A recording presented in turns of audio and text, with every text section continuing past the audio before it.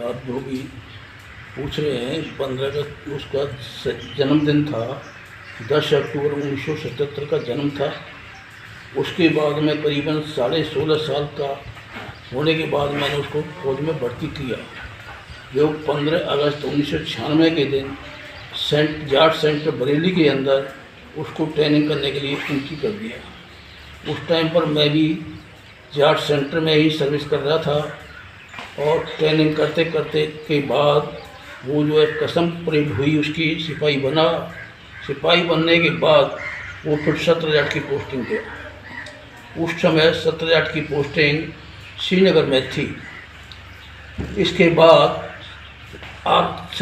34 RR ने कुछ requirement 17 Jat से की, तो उनकी 2 कंपनियां 34 RR के साथ अटैच कर दी गई, जिसमें सूबेदार फूल सिंह और हमारे जवान 30 जवानों की टोली को लेकर के और उस एरिए में गए, जहां बक्कड़ वालों ने आकर के हमको बताया था कि हमारे ही लोकेशन में आकर के हमारे ही मोर्चों में कब्जा किया हुआ पाकिस्तान ने कब्जा कर लिया है, और उसमें रेकी करने के लिए 17 जाट के सीओ साहब ने एक जेसीओ और 30 जवानों की टोली भेजी गई, जिसमें सूबेदार फूल सिंह ने उनको 3 टोलियों में डिस्ट्रीब्यूट कर दिया, जिससे एक टोली के साथ सूबेदार फूल सिंह थे, जिसमें हमारा गजपाल सिंह शहीद था, जहां उनकी दुश्मनों से मुठभेड़ हो गई। हाँ। किस डेट की बात है ये 30 मई 1999 को इनकी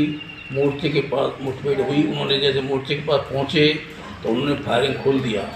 फायरिंग खोलते ही ये 6 जवान और एक सूबेदार फूल सिंह शहीद हो गए। इधर उधर गिरने के बाद नालियों में गिर गए। उसके बाद बर्फ़ चालू हो गई तो बर्फ़ में दब गए। उसके बाद कारगिल युद्ध चालू हो गया। कारगिल युद्ध समाप्त होने के बाद फिर ये इनकी बॉडी को निकाला गया, जो कि करीबन 46 दिन का समय होने के बाद परिजनों को बॉडी सौंपी गई। उनके शहीद होने के बाद उनके फंड वगैरह के अलावा कोई सरकारी मदद आपके परिवार को सरकार के द्वारा दी गई थी? उस समय की सरकार के द्वारा हमको मिली थी, एक पेट्रोल पंप मिली थी। शहीद होने के कितने दिन बाद मिली थी वो? करीबन जो है 2 साल के बाद में हमको 2-1.5 साल के बाद में हमें ये मदद। कौन सी सन में मिली थी? ये 2002 में पंप मिली थी, लगभग 3 साल बाद। हाँ, 3 साल के बाद में पंप मिली थी। तो उसके बाद में कुछ दिन हमने अपनी उस पंप को इस्तेमाल किया, जो कि 2006 के अंदर उस पंप को हम उल्टा इल्ज़ाम लगा करके उसका मिलावट का सरकार ने वापस ले लिया। सरकार ने हमसे वापस ले लिया गया। अपने क्षेत्र में कितने शहीदों को पेट्रोल पंप मिली थी? ये करीबन हमारे साराबाद तहसील में एक हमारे पास थी, शहीद गजपाल सिंह के पिता के पास थी, एक बेदई के सतवीर सिंह के पिताजी के पास थी, और एक तुम्हारे 2 ही पंप हमारे साराबाद में मिली थी। तो आपसे जैसे सरकार ने वापस ले ली, तो क्या उनसे भी सरकार ने वापस ले ली? उनसे सभी से सरकार ने वापस ले लिया।